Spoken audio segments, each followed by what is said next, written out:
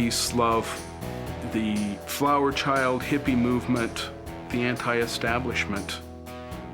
I could relate to that because that was very much a part of me inside.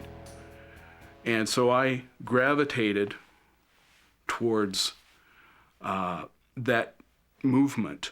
I had hair down past my shoulders, had mutton chop sideburns. In fact, a friend of mine, senior year in high school, had enlisted into the Navy for 6 years. And I looked at him and went, God, you idiot. I will shoot myself in the foot. I will blow my leg off. I am going to Canada. I will not do military service for this country. My stepfather was a veteran of World War II. No, that didn't go over real well with him, especially my protest demonstrations and my signs and my love beads and so forth. And he once said, you ungrateful. You don't care about the sacrifice I made. I didn't ask him to do that. So what? Who cares? I was very flippant and cocky. And one day I called my mother and says, Mom, I'm bored. Man, I can't stand this. She goes, go down and talk to the recruiter. And I went, okay, I'm going to go down and give these guys one hard time. And so I went down to the recruiter, and their golden tongue that the recruiters seemed to have just sucked me right in. And so 3 months after I had said I would blow my leg off, I go to Canada, no way will I serve my country, I raised my hand and said, I do. And one night I was sitting in the barracks, bending elbows with about 6 of my comrades. And for some reason we were talking and got into our family history.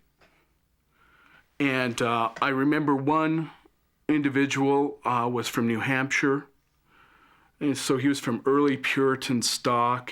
Another individual was from New Jersey and talked about his grandfather's experience of seeing the Statue of Liberty and so forth.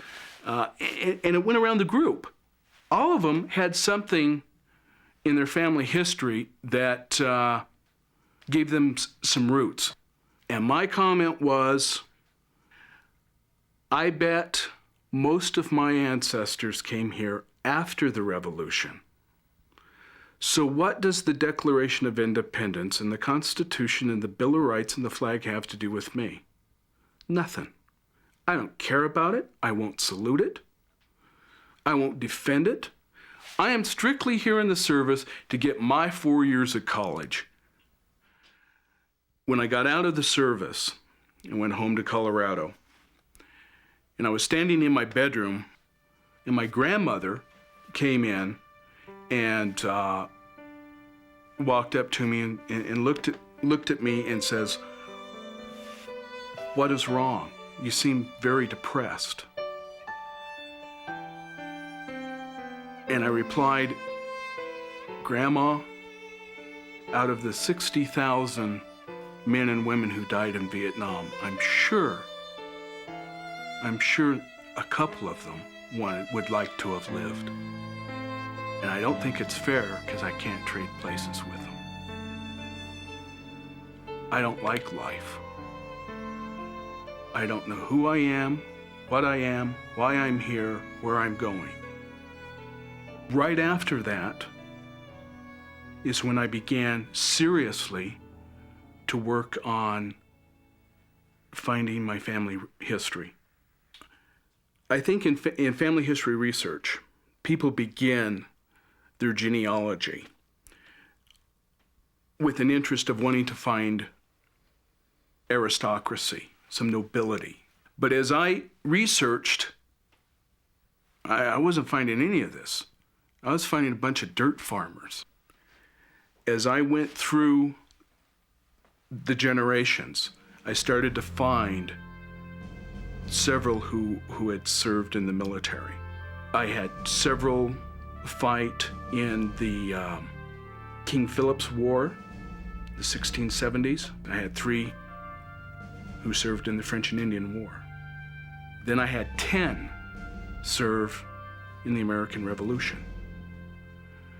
How could I in the barracks say I have nothing to do with the American Revolution, the Constitution? Out of the 10 ancestors that served in the Revolution, the one I can gather the most history on is John Strawn. He enlisted into Colonel Daniel Morgan's riflemen, or Morgan's Rangers. Washington called them his eyes and ears.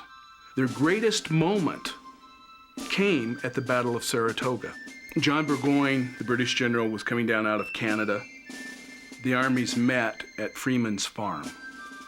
The men who won the battle that day was Colonel Daniel Morgan and his 500 riflemen. And John Strawn, Private John Strawn, was one of those soldiers standing on that battlefield that day. After I had gathered a lot of this information and found this out, I was at an NBA game. The anthem was being played. And I looked up, I was sitting on the floor, and I looked up in the rafters, and there was hung the American flag.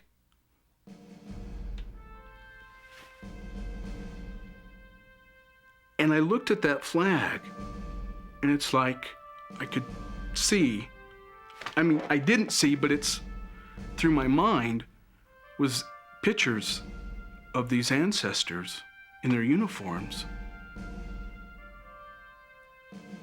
And this voice in my head saying, "You ungrateful son.